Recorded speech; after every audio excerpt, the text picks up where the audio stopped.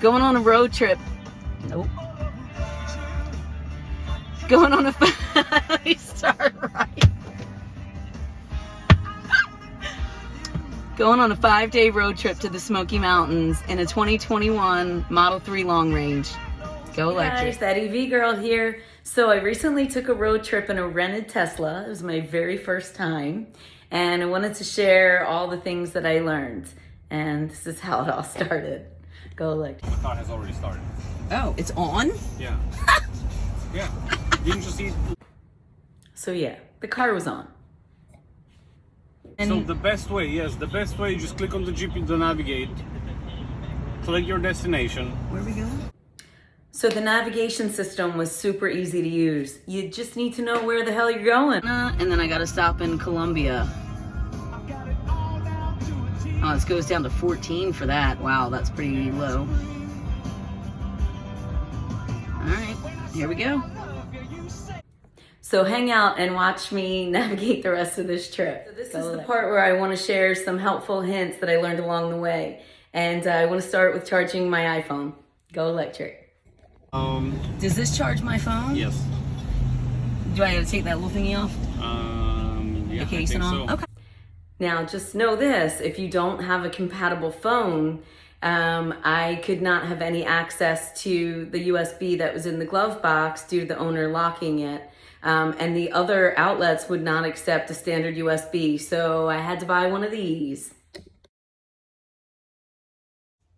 Once that was all hooked up, I realized that I also needed to use that for my own phone charger because my Apple was so hot sitting there, so I didn't want to chance it.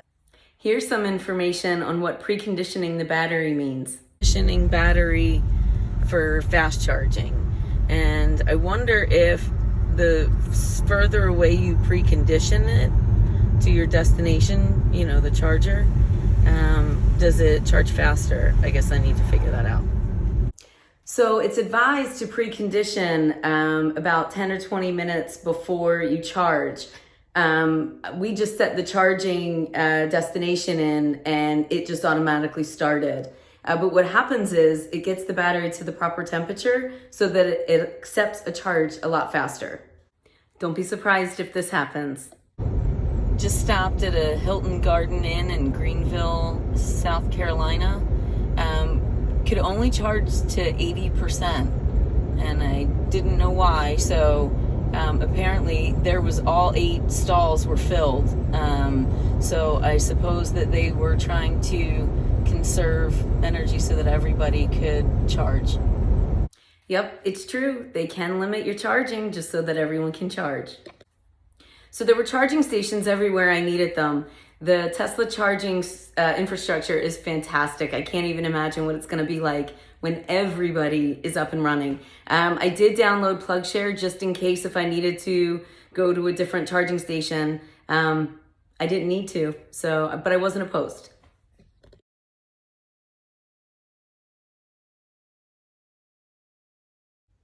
So be prepared to add extra time to your trip. The charging and the stopping added 5+ hours to the road trip.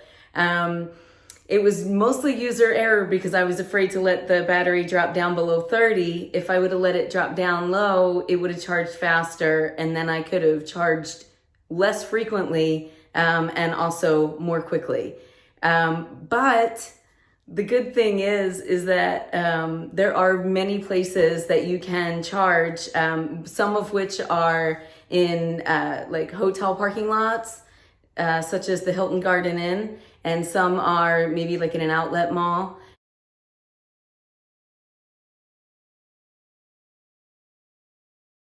Honestly, it really didn't feel that long. We must have been on Elon time. A friend wanted me to share that a Model S does not close its doors when you walk away like a Model X does, just so you know. And one last thing, speaking of the Model X and also the Y, the Falcon doors kind of on the down low make me a little scared because somebody could just kind of jump through the other side. But then it was brought to my attention that I ride in a convertible, so there goes that argument. Here's the part of my road trip that deals with range anxiety. Go electric. So we have about 56% left, and range anxiety is a real thing. So we're stopping here, and I'm gonna top it all the way off to 90 and head back out. Oh, this goes down to 14 for that. Wow, that's pretty low. Okay, so clearly it's freaking me out a little bit because I want to conserve the battery.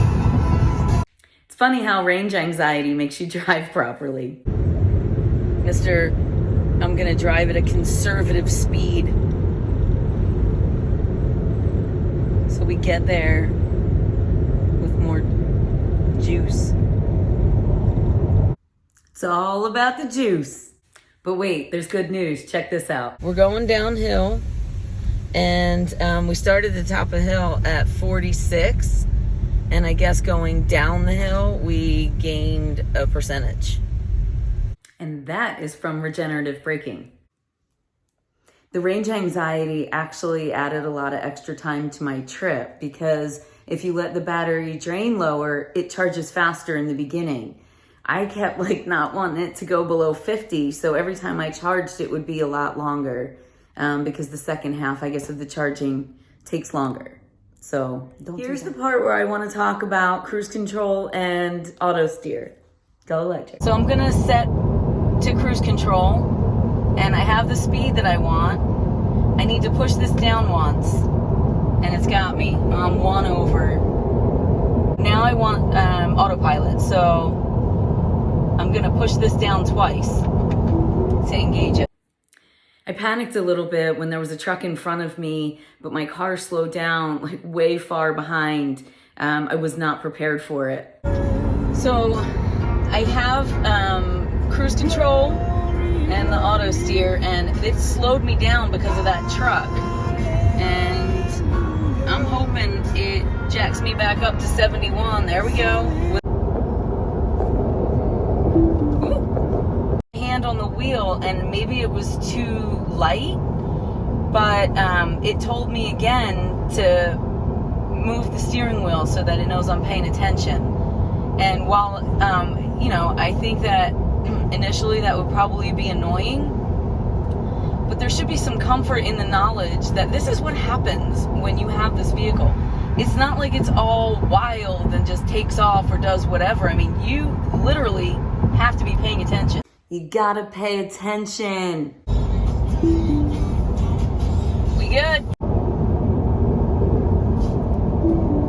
So you don't have to push it too hard to the side. It's just a gentle movement, and that was it. The first time I did it, I did it too hard, but it's just a very slight amount of pressure, or a slight turn.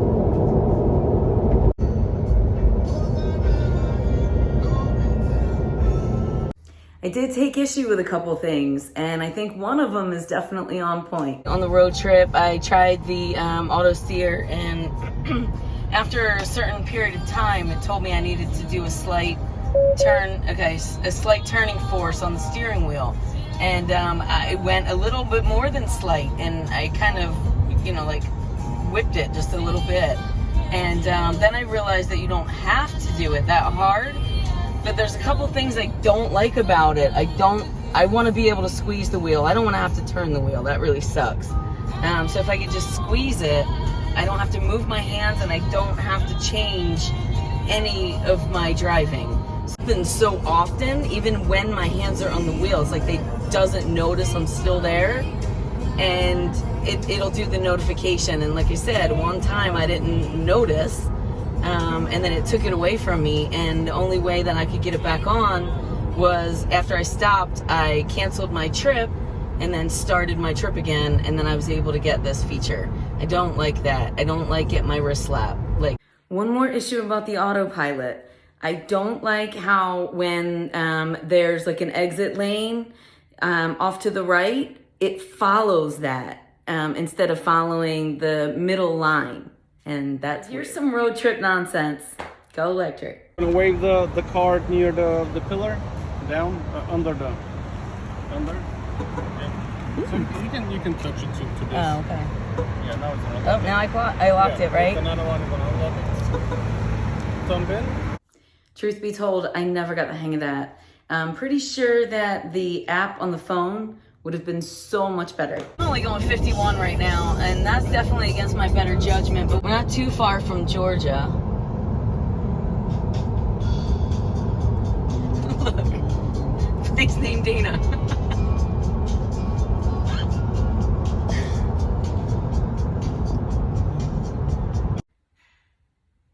What? You've already done it, so after head back out, just stop filming. Can you stop?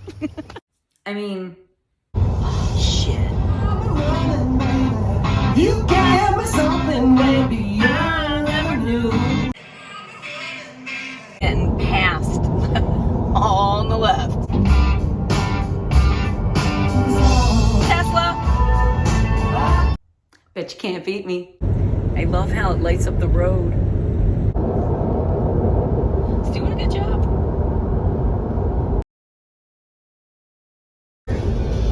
And I'm governed at 85, which is probably the smart choice, but it's not what I would choose. Gonna reset the room. I really would rather go faster. It's all right, I asked him to do it.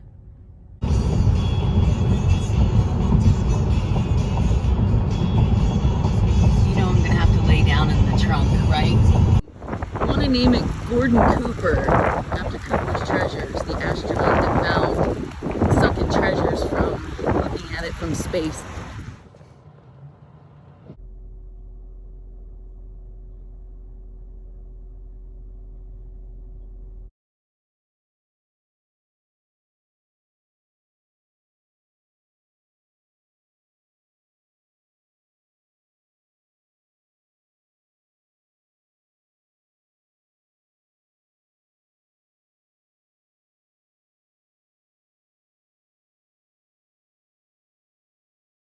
Would never get old.